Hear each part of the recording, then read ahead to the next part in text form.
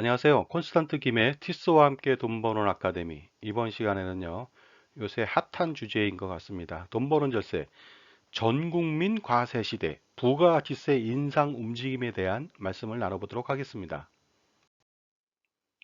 이렇게 세금을 인상하는 이유는 무엇일까요? 쓸 곳이 많아져서 그렇습니다. 그런데 쓸 곳이 국민을 위한 것이 아니라 쓸데없이 무상으로 지급하는, 쓸데없이 주는 퍼주기라면 어떻게 하겠습니까? 이럴 경우에는 좀 문제가 된다는 거죠. 세금을 인상해서 쓸데없는 데 보낸다. 이것은 굉장히 큰 문제인데요. 지금 무상복지니 무상으로 지급하는 거니 공짜니 뭐 엄청나거든요. 그러다 보니까 세수가 부족해가지고 세율을 인상하지 않으면 안 되는 상황이 벌어졌다는 것이 되겠습니다. 그동안 세금 인상을 엄청나게 했거든요. 법인세는 뭐 최고 27.5%까지 세금을 부과하고 있고요. 소득세는요, 46.2%였는데 이번에 인상안에 보면요, 2021년도에 45%, 그 주민세까지 합치면요, 49.5% 인상안이 담겨져 있습니다. 거의 뭐 OECD 국가에서도 거의 선두권이라고 말씀드릴 수 있습니다. 양도소득세는 뭐 6.6%에서 최고 46.2%가 기본세율이었는데요. 1세대 다주택자들, 3주택 같은 경우 내년부터요, 79.2%라고 하는 엄청난 세금을 부과하게 됩니다. 대주주 양도소득세도 마찬가지로 27.5%로 부과하고 있죠. 그 다음에 상속세 부과할 때요, 대주주 할증과세가 20%가 붙습니다. 따라서 최고 세율이 50%가 아니라 60%로 세금을 부과합니다. 가히 살인적이라고 말씀드릴 수 있거든요. 취득세도요.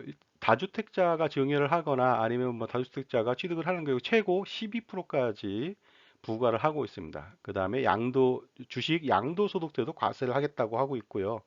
그 다음에 배당도 하지 않았는데 배당을 한 거로 간주해서 미리 세금을 먼저 부과하겠다는 다소 위헌적인 이러한 세금 확보 정책도 있습니다. 2021년도부터 진행한다고 하니까 예의주시할 필요가 있을 것 같습니다. 그리고요, 세금을 올리지 않았는데 세금이 올라갈 수밖에 없는 공시지가나 공시가격, 부동산 가격을 폭등시키고 있습니다. 이로 인해서 재산세하고 종부세는 엄청나게 상승했고요. 그 다음에 증여세와 상속세 또한 폭등하게 됩니다. 연쇄 반응을 보이고 있다는 것이 되겠습니다. 이럼에도 불구하고 세금은 부족하다는 것이죠. 왜냐하면은 쓸 곳에 쓰지 못하고 선심성 행정에 따라서 쓰다 보니까 지속적으로 더 많은 예산이 필요하게 된다는 것이 되겠습니다. 그래서 히든카드가 있다고 제가 누누이 말씀드렸습니다. 몇 년 전부터 부가가치세를 히든카드로 올릴 것이다. 분명히 예견했고요. 비과세 상품들을 전부 다 폐지하겠다. 비과세 혜택을. 그러면 연간 30조 원씩 막 거둬들일 수 있거든요. 이 두 가지만 흔든다 하더라도 엄청난 효과가 나타나는데요. 바로 부가가치세. 이것을 손을 대겠다는 것이 되겠습니다. 2019년도 세수 현황 알아볼까요? 우리가 세금을 뭐 한 300조 원 내외로 걷는데요. 그중에 대부분의 세금이 무엇인지 잘 모르는 분이 많이 계십니다. 소득세가요, 89조 원 정도 됩니다. 3.3% 전에 비해서 증가했는데요. 놀라운 것은 이 중에 양도소득세는요, 10% 이상 감소했습니다. 왜냐하면 부동산 정책으로 그 양도소득세 중과를 하니까 아무도 팔지 않게 되는 것이죠. 그러다 보니까 양도세는 줄어들었다.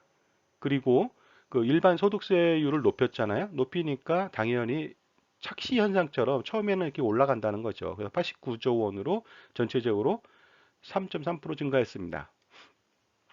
법인세는요, 72조가 증가했습니다. 2019년도에. 전년 대비 소폭 상승했는데요. 이거 2020년도에는요, 엄청 줄 것으로 판단합니다.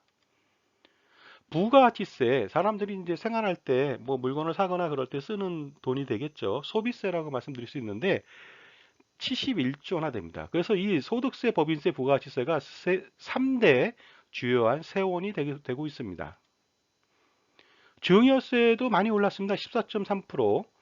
왜냐하면 사전 증여를 많이 했거든요. 5조 원 정도가 됐습니다.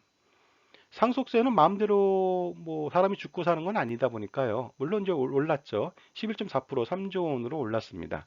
그러나 증여세 상속세에서 만족할 수가 없는 거죠. 왜냐하면 합쳐봤자 8조밖에 안 되지 않습니까? 근데 써야 될 때는 수십 조가 넘거든요.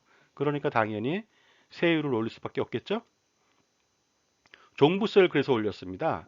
2018년도 대비해서 무려 42.6%나 상승했습니다.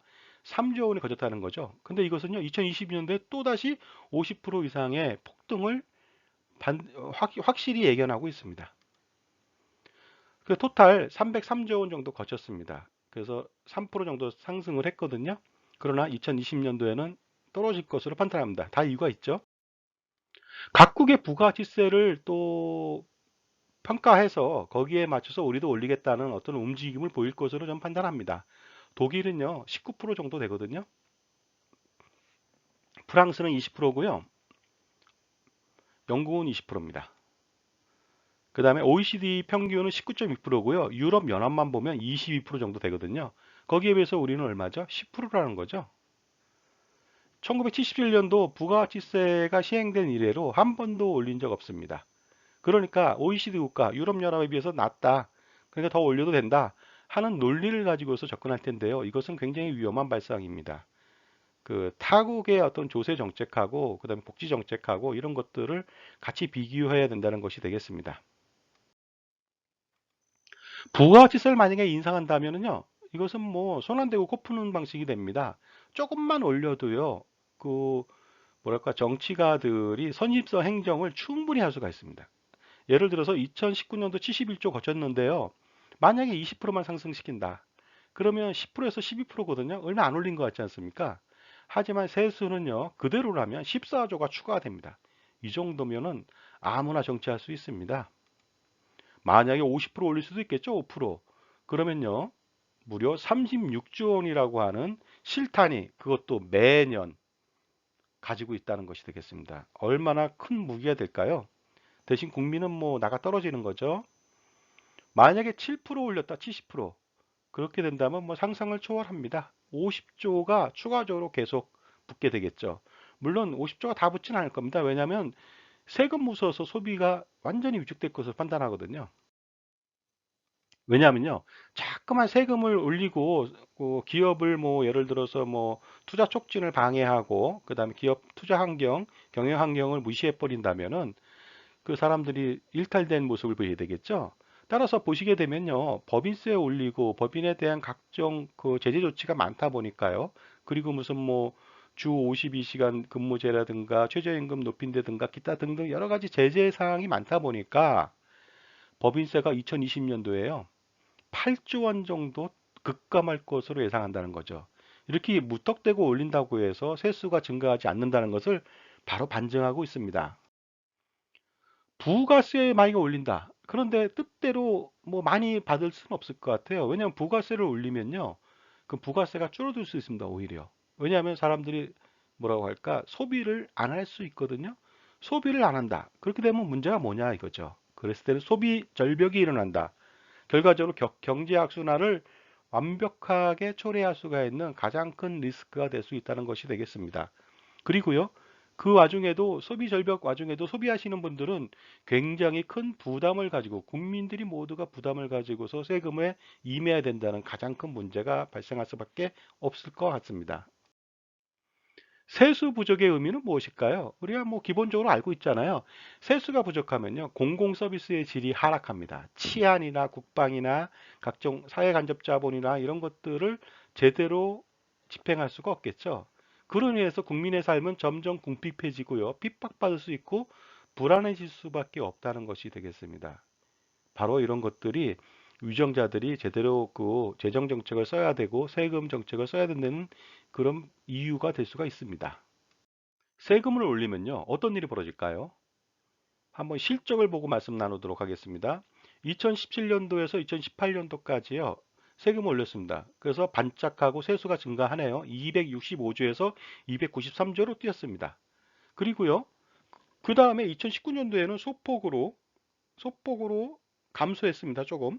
그리고서 2020년도는 대폭적으로 감소합니다. 결국 뭐냐면요.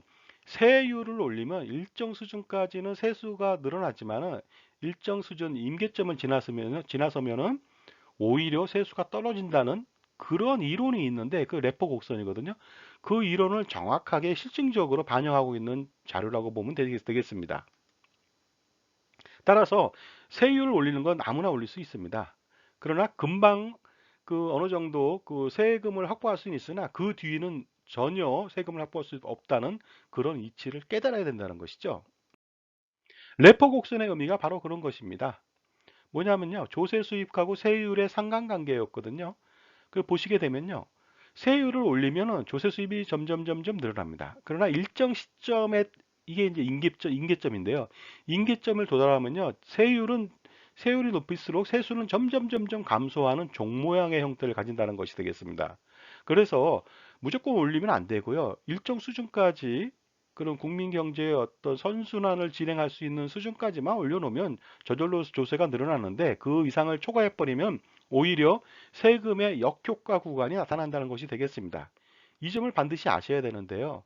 잘 모른다는 거죠. 세율만 올리면 세금이 올라갈 줄 알아요. 많이 오를 줄 안다는 거죠. 그러나 세금이라는 것은요, 핵분열 연쇄 반응처럼 유발 세금이 여기저기서 자발적으로 일어나게 하는 세금 정책, 세금 유인 정책이 굉장히 중요하다는 것을 반드시 아셔야 된다는 거죠. 자, 지금까지요. 그 세금 확보를 위해서 국민 모두가 세금을 내야만 하는 시대에 돌입한 것 같은데요. 부가가치세 인상 움직임에 대한 그런 문제점에 대해서 말씀 나눴습니다. 감사합니다.